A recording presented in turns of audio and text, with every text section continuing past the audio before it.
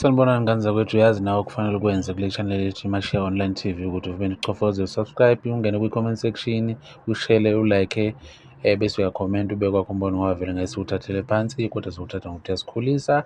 Lana ngiphathele ubaba uSomnandi Wisabeka okuveza ngokusobala uma wendoda yiba nomgogodla, yiba nobuholi ukuze uzokwazi ukuthi inqumo negama olibekayo phakathi kwekhaya kucace ukuthi wena ungumholi. Siyamthola-ke lapha noKhosini FM ohlelweni olushayelwa intokazi yasobuka uZemdola kanye noKing Sifiso.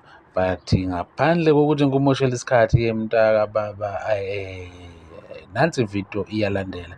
Singakhohlwa-ke ukukhulisana ngazo zakwethu ngokuthi uchofoze usubscribe. Danko. Uma ngoThobani uzofika kutshele. Angisho nje Zima, ziningi izinto ezibulala imizwa ukuthi uyobheka athi nje umuntu ubani onikhulumelayo la ekhaya emsamo vele kuzoshiya umuntu omdala la ekhaya.